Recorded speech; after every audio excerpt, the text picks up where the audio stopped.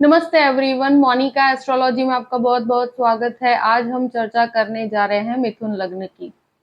मिथुन लग्न वालों के लिए अक्टूबर का महीना किस प्रकार की परिस्थितियां लेकर आ रहा है और कैसे हमें पूरे ही महीने को प्लान करना है, ये हम आज जानने की कोशिश करेंगे।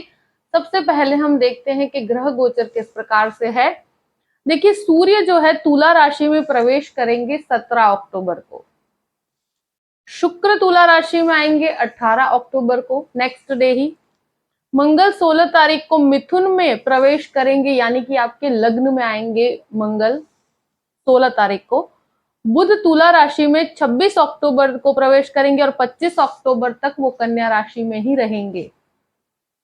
और शनि मार्गी हो रहे हैं 23 अक्टूबर को, जो बहुत इंपॉर्टेंट फैक्टर है और हर व्यक्ति को उसका इफेक्ट होगा, तो उसकी भी हम चर्चा करेंगे। सबसे पहले बात करते हैं, आपके लग्न से शुरुआत करते हैं।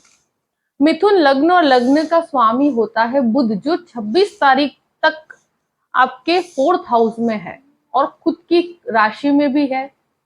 और 2 तारीख से वो मार्गी भी हो जाएंगे, मतलब जो वक्री चल रहे थे वो मार्गी अवस्था में आ जाएंगे। सूर्य शुक्र के साथ 17 तारीख तक तो युति इनकी है ही यहाँ पर।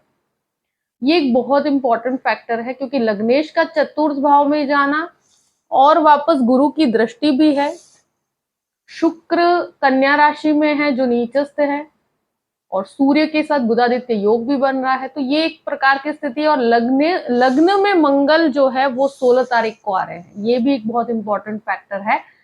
देखिए, ये जो महीना है वो काफी लोगों से घिरा रहेगा, यानी कि आप भले ही वर्क फ्रॉम होम कर रहे हो, आपके काम में काफी मजबूती है, प्रेजेंटेशन बहुत ही अच्छा रहेगा, कहीं पर भी आपका परफॉर्मेंस होगा तो बहुत ज्यादा आपको, कहते हैं ना कि काफी लाइमलाइट में रहेंगे, कोई भी कार्य आपका असफल नहीं रहेगा। तो यहाँ पर एक तरह से कहा जाए कि 17 तारीख तक जब सूर्य बुध का बुधादित्य योग बनता है और उसके साथ गुरु की भी दृष्टि है, एडमिनिस्ट्रेशन के लिए बहुत अच्छी परिस्थिति है। कंसल्टिंग रिलेटेड कार्य के लिए, एजुकेशन सेक्टर के अंदर जुड़े हुए हैं तो भी बहुत अच्छा है। आईटी के अंदर भी आप हैं तो आपके लिए ये परफॉर्मेंस काफी सुंदर रहेगा आपका। तो एक तरह से कहा जाए कि जो कहते हैं ना कि कोई भी इंटरव्यू है तो उसके अंदर आपका परफॉर्मेंस काफी स्ट्रांग रहेगा, और कहीं पर भी आपके अंदर वो जो कहते हैं ना कि कोई कमी नहीं रहेगी। सबसे बेस्ट पार्ट ये है।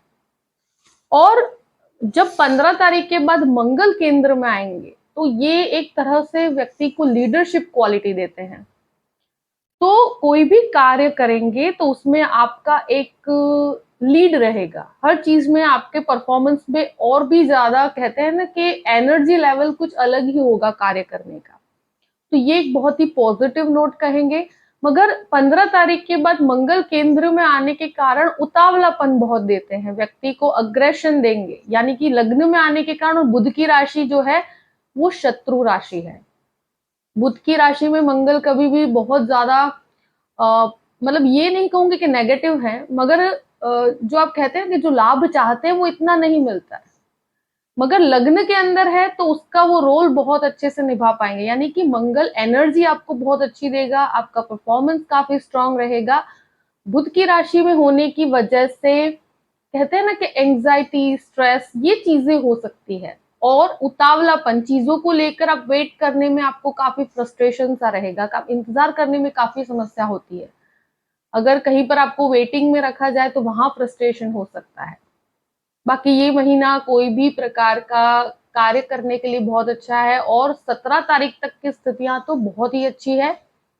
अगर कोई भी नया कार्य भी शुरू करते हैं तो ये शुरू के 17 दिन में करना चाहे तो बहुत अच्छी परिस्थिति है। सूर्य का भी आपको काफी अच्छा सपोर्ट प्राप्त होगा।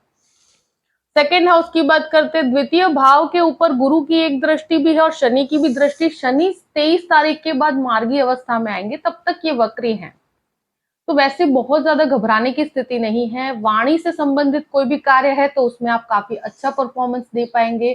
सेविंग्स के अंदर भी आप काफी अच्छा कंट्रोल रख पाएंगे अपनी सेविंग्स के ऊपर। वक्री होने के कारण मैं कहूंगी कि शनि की वक्री दृष्टि जो पड़ रही है यहाँ सेकंड हाउस में, फैमिली के अंदर छोटे मोटे क्लैशेस हो सकते हैं। वैसे बहुत घबराने की स्थिति इसलिए नहीं है कि गुरु काफी स्ट्रांगली आपको हेल्प कर रहा है सेविंग्स के पार्ट में, और आपके फैमिली मैटर के अंदर भी वाणी को बहुत स्ट्रांगली अफेक्ट कर रहा है। यानी कि आप बोलकर कुछ भी करना चाहते हैं तो यहाँ पर बहुत ही अच्छी परिस्थिति बनती है, हेल्पिंग स्थिति है। जो भी कहते हैं ना कि कहीं पर भी आप आपका कोई भी प्रकार का, जैसे आप बोलकर कार्य करना है, वाणी संबंधित कार्य करते हैं, जर्नलिस्ट हैं, जो भी इस प्रकार का कार्य करते हैं, मोटिवेशन का कार्य करते हैं, या लोगों के साथ जुड़कर कार्य करना होता है, एडमिनिस्ट्रेशन का, ह्यूमन रिसोर्स का, तो इस प्रकार की स्थितियों के अंदर उन लोगों को काफी हेल्पफुल परिस्थिति है। और 23 तारीख के बाद शनि मार्गी होने पर और भी ज्यादा इसका लाभ आपको प्राप्त होगा। थर्ड हाउस की बात करते हैं, तृतीयेश जो है वो लग्न चतुर्थ भाव में है। और इनिशियली मैं कहूंगी कि यहाँ पर जो शुरुआत होती है, जो सूर्य कन्या राशि के अंदर है, तो 17 तारीख तक एक तरह से कोई भी इनिशिएटिव लेना चाहते हैं तो ले सकते हैं। शुक्र जो है वो नीचस्थ रहेगा और बुध अपनी खुद की कन्या राशि के अंदर है। तो ये एक तरह से परिस्थिति ऐसी कि नए कार्य के अंदर आपको काफी अच्छा बेनिफिट मिलेगा। कोई भी इनिशिएटिव लेना चाहते हैं तो ले सकते हैं। देखिए, कोई भी चेंज लेते हैं या कोई भी बदलाव की स्थिति है, स्थान परिवर्तन की स्थिति है, इस प्रकार का कुछ भी है तो उससे घबराने की जरूरत नहीं। आई थिंक ये आपके प्रोग्रेसिव स्थिति के अंदर ही आपको लेकर जाएंगे। आप कोई भी बिजनेस करना चाहते हैं तो वहां पर भी काफी अच्छे इनिशिएटिव आप ले पाएंगे। कोई भी ट्रैवलिंग बिजनेस करते हैं या इस तरह का कोई भी कार्य करते हैं तो उनके लिए भी बहुत अच्छी परिस्थिति है। और आईटी क्षेत्र के अंदर जो जो लोग जुड़े हुए हैं उनके लिए भी बहुत अच्छा है ये। तो एक तरह से मैं कहूंगी कि पॉजिटिव है आपके लिए। कहीं पर भी मुझे नहीं लगता कि आपको कॉम्प्रोमाइज करके आगे बढ़ने की जरूरत है। यहाँ पर आपके कार्य में प्लैनेट्स का आपको काफी अच्छा सपोर्ट प्राप्त होता है। अब बात करते हैं चतुर्थ भाव की। देखिए, मोस्टली चतुर्थ भाव में 17 तारीख तक शुक्र नीचस्थ है। शुक्र आपके 12th हाउस का स्वामी बनकर आपके चतुर्थ भाव में है, और बुध और सूर्य एक साथ है यहाँ पर। देखिए, ये एक चीज मैं जरूर कहूंगी कि कोई भी प्रॉपर्टी अगर आप लेना चाहते हैं तो बहुत अच्छी परिस्थिति है, ले सकते हैं। इवन 17 तारीख के बाद जो मंगल की दृष्टि यहाँ पर पड़ती है, 15 तारीख के बाद, तो 15 तारीख के बाद जो मंगल की दृष्टि पड़ती है तो वहां पर एक तरह से आपकी प्रॉपर्टी के कार्यों में और भी तेजी आएगी। अगर आप कोई भी इस प्रकार का पुराना कोई प्रॉपर्टी खरीद के वहां पर कुछ एक्सपेंस करना चाहते हैं तो कर सकते हैं। यहाँ मुझे ऐसा लगता है कि कुछ प्रॉपर्टी से रिलेटेड खर्चे हो सकते हैं, प्लस रिनोवेशन से कनेक्टेड कुछ खर्चे हो सकते हैं, प्लस कुछ व्हीकल्स खरीदना चाहते हैं तो भी यहाँ पर काफी प्रोमिनेंट एक सिचुएशन बनी हुई है कि जहां पर इस प्रकार के एक्सपेंसेस हो सकते हैं। मैं एक ही चीज कहूंगी कि खर्चों को थोड़ा प्लान करके चलिएगा, क्योंकि इस महीने कुछ वेस्टफुल एक्सपेंसेस की तरफ आप जा सकते हैं, क्योंकि शुक्र जो है काफी नीचस्थ परिस्थिति में है, व्यक्ति को लग्जरी के पीछे कुछ एक्सपेंसेस करवा देता है। तो यहाँ थोड़ा कैलकुलेटिव होकर चलिएगा। यहाँ मैं एक तरह से कहूंगी कि गुरु की भी दृष्टि पड़ रही है, एक तरह से बहुत ही स्ट्रॉन्ग 4th हाउस आपका बन के यहाँ खड़ा हुआ है। मन के अंदर बहुत सारे प्लानिंग्स होंगे और आपको काफी अच्छा सपोर्ट भी प्राप्त होगा फ्रॉम द वर्ल्ड। आपके आसपास के लोगों से, आपसे कनेक्टेड जो भी, अगर आप बिजनेस भी करते हैं तो वहां पर भी आपके लिए काफी अच्छे ऑफर्स, काफी अच्छी सिचुएशंस क्रिएट होती है। तो ये 17 तारीख तक की स्थिति है, उसके बाद भी परिस्थितियां आपके लिए काफी फेवरेबल है, तो घबराने की कोई स्थिति नहीं है। मगर कोई बहुत इंपॉर्टेंट कार्य है तो 17 तारीख तक करने में आपको और भी ज्यादा फायदा है। और एक तरह से कोई भी contractual work, government contractual work है तो भी 17 तारीख तक की स्थिति बहुत अच्छी है। यहाँ मैं एक चीज जरूर कहूंगी कि सूर्य जब चतुर्थ भाव में है तो यहाँ पर 17 तारीख तक अगर कोई भी हार्ट से कनेक्टेड प्रॉब्लम्स है तो वहां आपको थोड़ा सा संभल के रहना चाहिए। और दूसरी चीज, यहाँ माता के स्वास्थ्य को लेकर छोटी मोटी चिंताएं हो सकती है। पंचम भाव की बात करते हैं। पंचमेश जो है शुक्र बनकर खुद चतुर्थ भाव में है, और पंचम भाव में केतु है।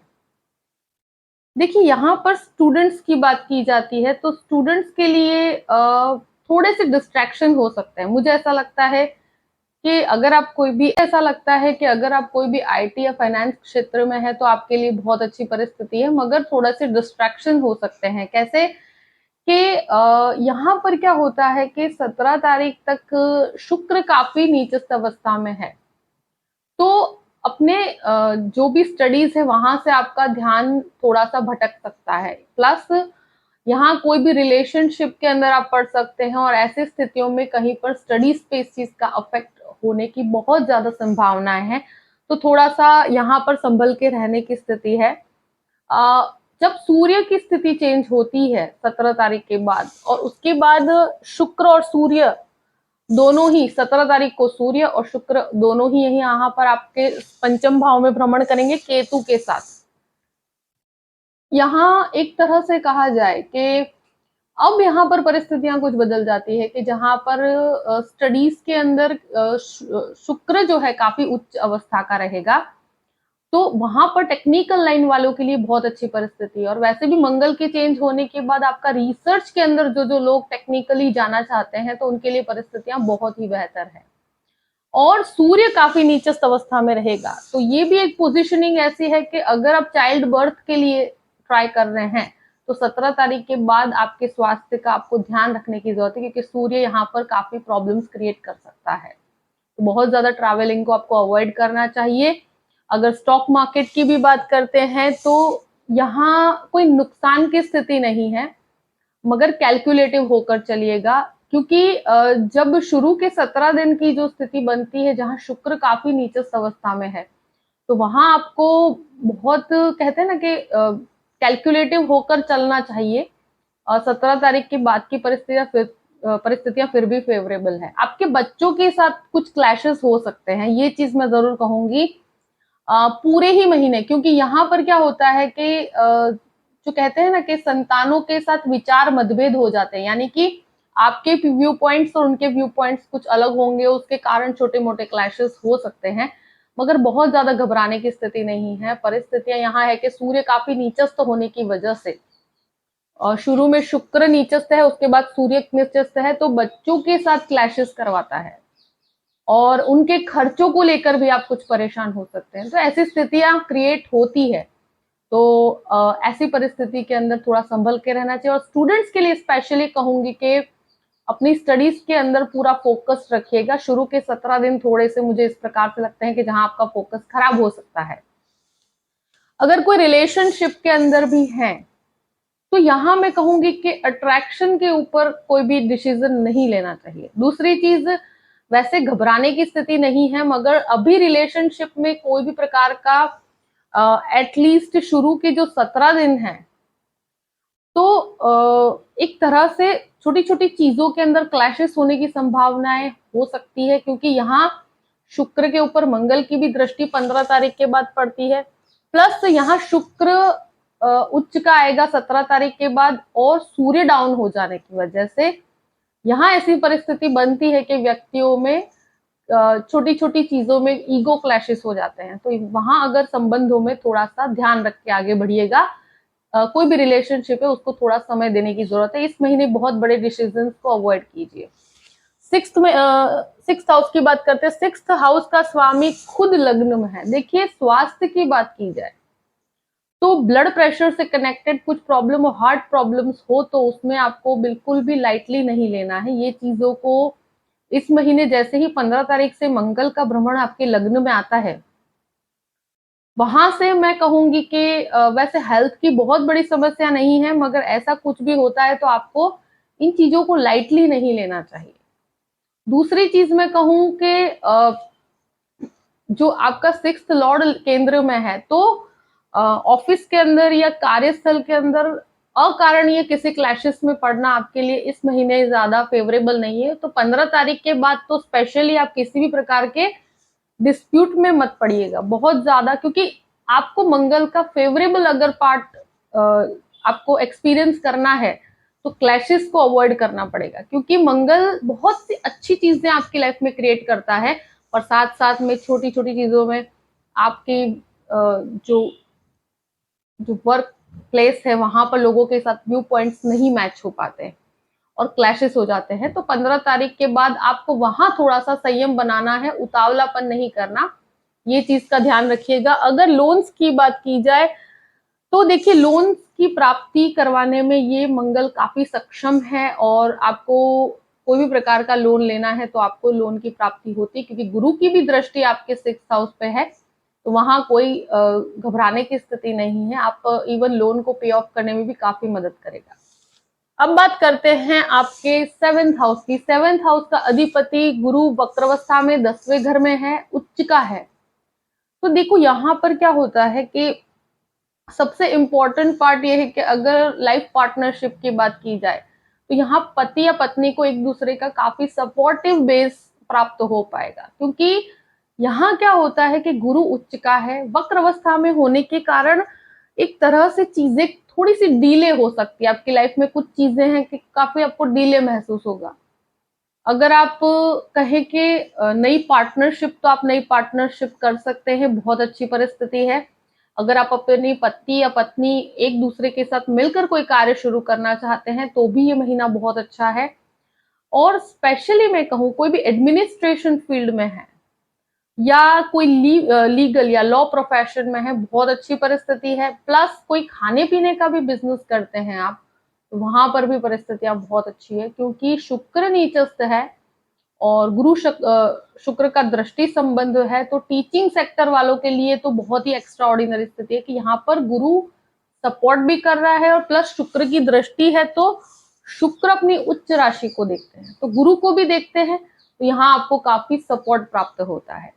तो एक तरह से फेवरेबल परिस्थिति कहूंगी, नई नई अपॉर्चुनिटीज आपके सामने आएगी और ये एक ऐसा समय है कि जहां पर आपको काफी ऐसे एक्सपीरियंसेस होंगे, जो काफी रुके हुए कार्य है जो आपके संपन्न होंगे, कहीं पर से आपको अनएक्सपेक्टेडली काफी गेन्स भी प्राप्त होंगे। बिजनेस में काफी बेहतरी है, आपके जॉब में भी काफी इंप्रूवमेंट आप महसूस कर पाएंगे। 8th हाउस की बात करते हैं। 8th हाउस में शनि जो है वक्र अवस्था में 23 तारीख के बाद वो मार्गी होंगे। 15 तारीख के बाद मंगल चेंज होगा, तो मंगल की भी एक दृष्टि आपके 8th हाउस पर पड़ेगी। तो ये टेक्निकली जो लोग हैं उन लोगों के लिए बहुत अच्छा है। जो भी लोग आईटी में है या मेडिसिन का रिसर्च कर रहे हैं या मेडिसिन रिसर्च का कोई कोर्स कर रहे हैं, तो उनके लिए बहुत अच्छी परिस्थिति है। और अब मंगल शनि के कारण आपके ग्रह आपको सपोर्ट करते हैं कोई भी रिसर्च का कार्य करने में, तो एक तरह से फेवरेबल परिस्थिति है। 23 तारीख के बाद चीजों में और भी क्लैरिटी आएगी आपके लिए, पॉजिटिव चीजें, जो जो कार्य रुके हुए हैं 23 तारीख के बाद और भी अच्छा आपके लिए प्रोग्रेसिव समय में कहूंगी।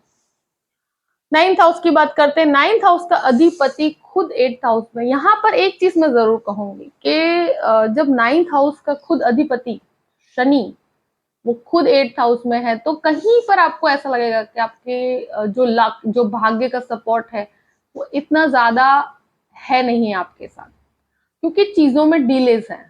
जब भी 9th हाउस का लॉर्ड खुद 8th हाउस में और वक्रावस्था में है 23 तारीख तक, तो कुछ चीजों में आपको इंतजार करना पड़ सकता है, कुछ डिलेज हो सकते हैं, तो उसके कारण आपके अंदर कोई भी अग्रेशन या फ्रस्ट्रेशन नहीं आना चाहिए, क्योंकि समय अभी ऐसा है कि अभी बहुत ज्यादा ये नहीं कह सकते कि आपके भाग्य का सपोर्ट पूरा ही प्राप्त है, ऐसा नहीं है। कुछ चीजों में आपको वेटिंग में रखा जा सकता है, मगर आपके लिए नई संभावनाएं ये चीजें खड़ी करेंगी, यानी कि दूसरे प्लैनेट्स के कारण आपके जीवन में कुछ नई संभावनाएं खड़ी होंगी, कुछ नए ऑफर्स, कुछ नई नई परिस्थितियां जो आपके लिए काफी फेवरेबल है।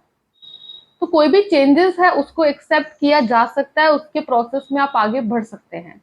शनि के कारण स्पिरिचुअलिटी में काफी डेवलपमेंट है आपका, और एक तरह से कहा जाए कि कोई भी मास्टर्स की डिग्री के लिए आगे बढ़ना चाहते हैं, तो यहाँ पर मुझे लगता है कि अभी भी थोड़ा 23 तारीख तक तो रुकावट मुझे नजर आती है। अब बात करते हैं आपके 10th हाउस की। देखिए 10th हाउस में गुरु जो है वो उच्च का होकर वापस वक्र अवस्था में पूरे ही महीने हैं, उस पर शुक्र की, बुध की और सूर्य की दृष्टि भी रहेगी। कोई भी गवर्नमेंट का कॉन्ट्रेक्चुअल वर्क करते हैं तो 17 तारीख तक मैं कहूं कि बहुत ही अच्छी परिस्थिति है आपके लिए।